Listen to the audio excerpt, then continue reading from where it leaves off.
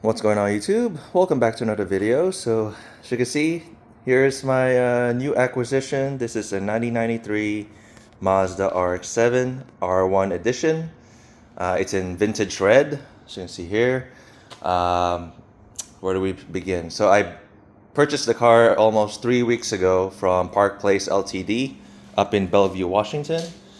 And um, haven't done much to it. So the first night I got it, so I was able to get it shipped here overnight because I have a really good contact with shipping, SBN Logistics. You can look him up, you can Google him, SBN Logistics. And Josh, he'll help you out. But I know Bellevue, Washington to California is not like, it's only 700 miles, but he got me this car basically overnight. I called him Sunday and he was here Monday night. So that's kind of like, it's crazy fast. So here we go.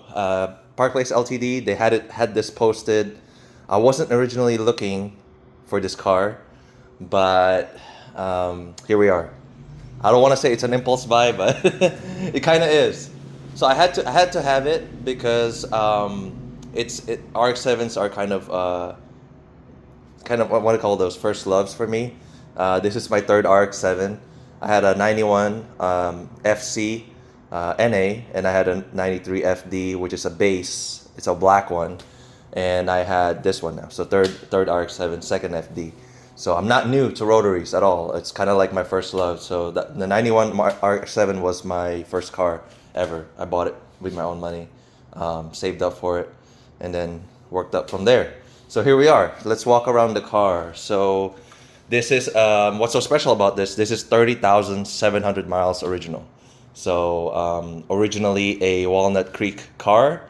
From what I was told was the owner passed away and it was consigned at Park Place Ltd. So and I found it there. I wasn't really looking for RX-7s. I was looking for a different car actually, but the opportunity to own one of these now is getting rarer and rarer, especially in this condition.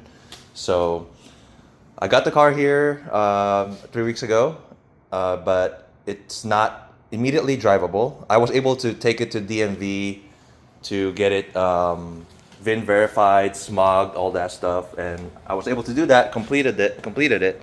So thankfully, but before I was able to get back home, that was on the first day. That was in the morning of that first day. It started to kind of the temperature started to rise up. So I guess there was a problem with the cooling system. So immediately, I didn't even get to make it home. I had to pull over right after the smog as I passed. I had to pull over and call AAA immediately just to get it towed.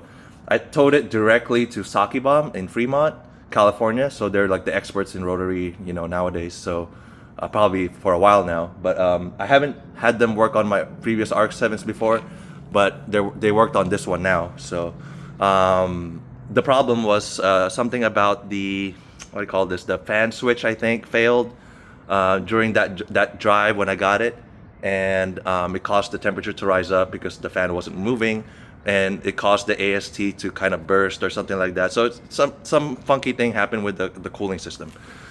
So unfortunately, so I had to get it towed there. But at the time that it was there for 2.5 weeks, they went through everything. So they did all the service to get it up to date, all the fluids, fixed the cooling system, fixed the fan issue, basically everything. But I added one more thing. So let's open the engine bay real quick here, just to show you guys how clean this thing is.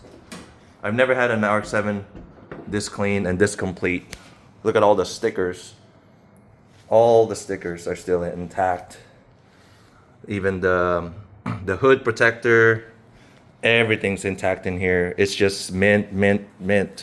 Even has the R1 added strut tower bar there. And so besides the maintenance that I did, so they changed the radiator here with a Koyo rad. You can't see it, so it's okay for me to do an aftermarket on that because that's the best one. Koyo rad's the best one. And everything else is stock. As you can see there, we added new suspension to this because the suspension is old.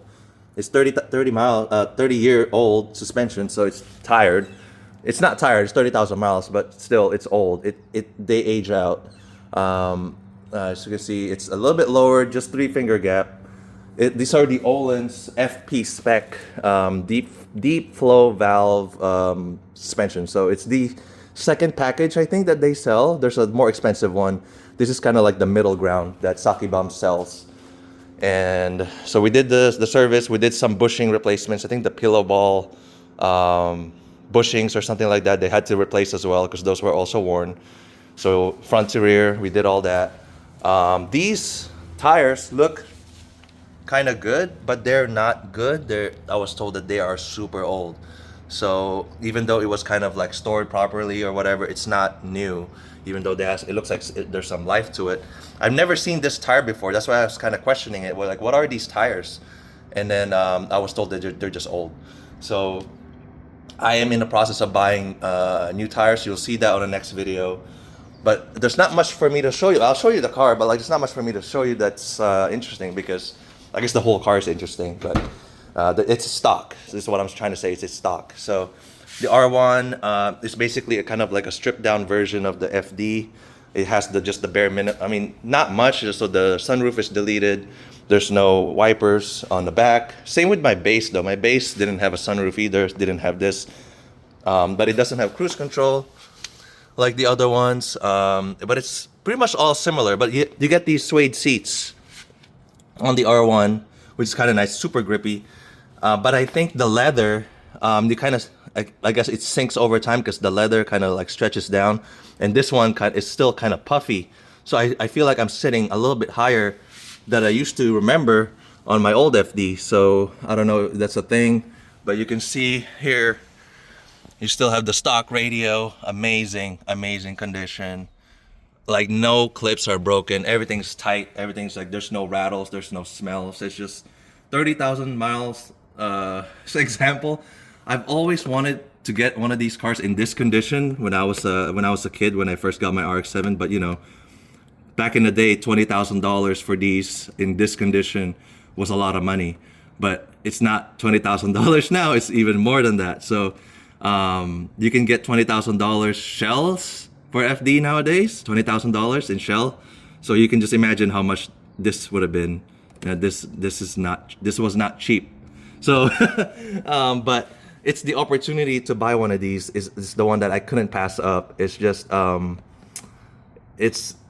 know it's kind of like a nostalgia thing, almost like a midlife crisis if you ask me. So, yeah, I'm almost up there. So it's kind of like a midlife crisis. Buying your childhood car again as a late 30s it's pretty much a midlife crisis, isn't it? So, as you can see here, the steering wheel is still stock. I never changed my steering wheel on my FD. It was still this, but I noticed how, I don't know if I got bigger, I got fatter, or now it's kind of, my legs kind of hit the bottom of it now. So you can't tilt this thing. There's no adjustment to the FD steering wheel. So it's just that it's kind of hard to get in and out. So I'm debating replacing the steering wheel because of the stock nature of it. But I've seen a Mazda Speed 350, I don't know how big I think it's bigger than that, but it's there's a Mazda Speed aftermarket steering wheel that looks smaller than this, which is still an kind of OEM plus that I could put on, but I'm just not sure because this one has airbag. Yeah, I don't know if I want to keep that or not keep that. So here's the thing too. So my plan with this car is kind of like just do an OEM plus on this thing. So that's kind of why there's an air pocket in there. So that's kind of why I did the suspension. The suspension is like, you don't see it, but it's a performance thing. It's a function thing. So I don't want to ride on old suspension. And it's better for the car to be handling better at this time, you know, with today's technology. And it's just better for the car. So we did I'll go through the whole service that we did for this car on a separate video. It's a long list. It was not cheap either. So I'll go through that with you on another video. But right now, I just want to show you guys the condition of the car overall. Yeah, battery. Maybe I'll change this one to like a lithium ion. I don't know, but I want to keep the battery box as is, like this, stock looking. I added a pigtail for a battery tender just in case. But I plan to drive this semi often because rotaries don't like to sit. So rotaries don't like to be sitting like this, and it's 30 years. 30,000 miles over 30 years. I calculated it's about like, I don't know, 900 or so miles a year, which is really, I don't know. I feel really bad about it, but we did compression tests. So the compression test came back really good. The cooling system pressure is good. I'm gonna close this because I think the garbage truck is coming. So I'll wait for that to close. Yeah. So anyway, so we did during the service, they did the rotary engine compression test. It was over 100, like on all of them. So on both rotors, housing, whatever. But yeah, so they changed all the spark plugs, air filter, fuel filter, all that stuff. We did not touch the fuel system yet. So that's what they warned me about, is that the fuel system is still old. So be careful with it. Like when you're boosting a lot, or if you're trying to step on it on the gas with trying to do surge pressure into the fuel system, be careful because it might not hold. So I'm still looking to do another service, a phase 2 service of the fuel system basically, and whatever vacuum hose related to that. So it's still not done. I don't think it's ever going to be done, but I think once you do those big ticket things, which I did the first one, which is the main service, and once I do the fuel service, that's I'll good for a while until I blow the engine, if anything. But I just kind of want to make this video for you guys to show you the condition of the car. I wish I was outside, but it's super cold now. It's like low 40s, almost 30, I think, in the morning. And I want to get this out there. I just got the car back from Sake Bomb last night, and I've been so excited to make a video about this. It's been 3 weeks, so I've been antsy to, like, I don't have a video. That's why you haven't noticed me posting any videos, because there's not much for me to do, and I've been waiting for this car to show up. Yeah, so here's the front end condition, and it's so mint. I mean, I know it could use a little bit of buff and paint correction or something like that. We'll tackle that too in time. There's a couple dings that we have to address too. Maybe PDR it somewhere along this side. And I'll show you guys when I get the new tires, I'll make a video about that too. And I'll show you guys the tires I got and all that stuff. So right now it's sitting really, really good. Alignment is good. It drove really well last night when I drove it around the streets here. It's really hard for me to not boost the car, but they told me to take it easy because we're not sure how healthy the fuel system is, and you don't want it to be leaking or burst, cause a fire or something like that, So as soon as I can get it back there, they're pretty busy right now. That's why we didn't tackle all this. Also, it's very expensive to do the fuel system setup because they're doing the comprehensive thing, not just replacing a fuel filter here and there. They're doing the whole thing, the line, the injectors, everything. So that's another big job, and they're pretty busy right now towards the end of the year. So we're trying to get this back in there maybe early to 2025 when the slots open up. So I want to show you guys one last thing before I close out the video. You see this front lip here. When I sold my FD, I bought this, I guess, back in 2012 for my old FD, and I never installed it. It's still brand new in sealed plastic from Mazda, because I think my base didn't come with one. So I bought 2 of these for spare, because the parts for FDs were running out. Like, it was back in the day, it was like really running out. Like, it's just basically whatever they have on hand. No one's producing them anymore. No one cares to reproduce the parts. But now with Sake Bomb and all the other companies supporting the car again, even Mazda, actually, they're supporting the car. They're selling crate engines again. So they stopped doing that years ago. I don't remember them doing that actually ever before, because before my only option was to rebuild the motor. But now you can buy a whole motor straight from the Mazda company. It's just amazing. Maybe because they're ramping up the rotary project, or that's another topic for another day. But here it is, man. Like, this is from 2012. My dad had this in the attic. He's like, "Oh, you got another RX-7, so you can finally use the part that you bought years ago that's still in the attic." So now it's here. So I have a spare in case I broke this thing. but I'm taking care of it. One last look, it's just the inside is so minty fresh. So I had to rebuy all my kits. So that's the Iramitsu premix, as you know, for rotaries. That's the kit. I used to have one of these back in years ago, and now I had to buy another kit.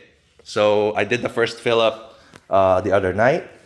No, the first night I did the first fill up. So there's full tank of gas in here.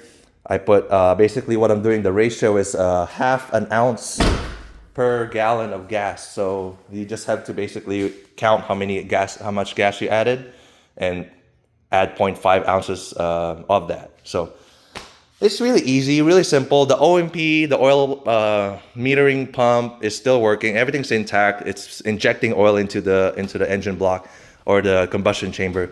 It's just that the premix helps that even more, just half an ounce. So it's just basically a little bit more help. So it's just part of the taking care of the car now. So here it is, 16 minutes in. Oh, it's pretty good. So I thought I was gonna take long. I'm gonna try to make more videos about the car, the buying, and my history with the RX-7s. I'm not an expert in rotaries. It's just that when I was a kid, this is the car I got first because this is what I could afford. Can you imagine that, saying that, like, this is the cheap car back in the day? This is like, if you don't have any money, you would buy an RX-7 because they're the only one you can afford. That's how crazy times were back in the day. So I'm just reliving my childhood right now. Yeah. So if you guys are interested in this kind of videos, I'll make more.